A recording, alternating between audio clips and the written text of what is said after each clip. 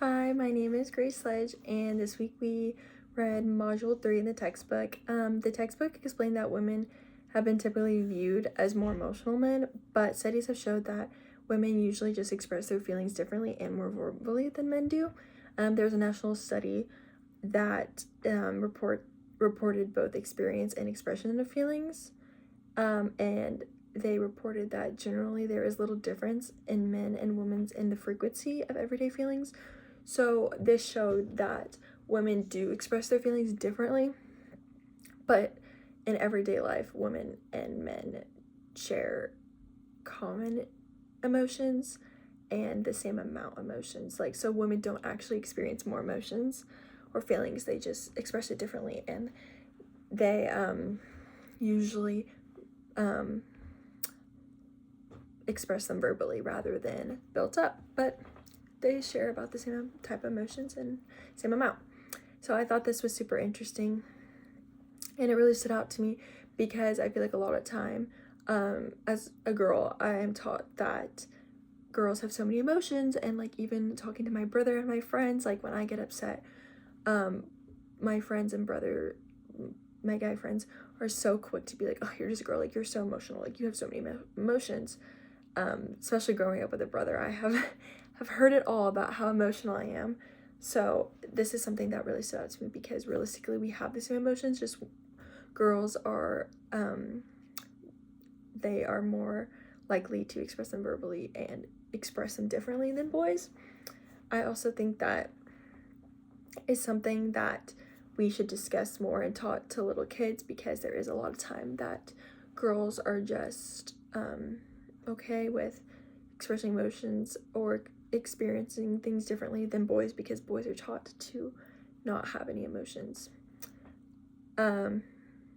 So in our reading PDF, it talks a little bit about different relationships and how there can be a tendency to have a more dominant partner. So usually that is like a male in most cases. So growing up, I had more of a co-dominant parents, the egalitarian parents. So this is when they have social equality, respect, and shared power and shared work. So there is not one of the partners that is more dominant, and that is something that I've grown up. It really stood out to me because that is something that my family experienced, but a lot of times people around me, they had more of a dominant father. So I think that's something that people should be aware of when they are picking their partners, what type of relationship they want and what type of partner they're looking forward to, especially at our age. A lot of us are getting into relationships or already dated someone, so we're thinking about long-term relationships. So that's something that we should think about, what type of partner you want in the long run. So that is something that is important to me to think about, as well as I've experienced in my own family that my parents have a co-dominant relationship in that way. And the video we were told to watch is Be a Man.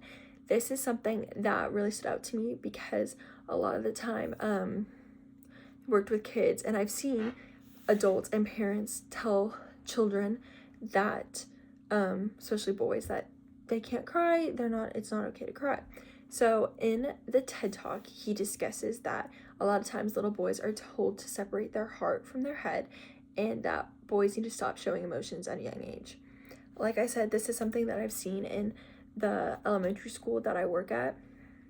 I've seen a lot of times parents, especially father figures, telling little boys that it's not okay to cry, you're a boy, you need to stop crying. Even when my brother was younger on a soccer field, a lot of times he was told not to cry and be emotional, and that's why he finally ended up quitting soccer in his later years, because he had these emotional reactions because he was so competitive. But a lot of the time the coaches told him to not be like that, while the girls team was more okay and accepting of girls being emotional and upset after losing a game.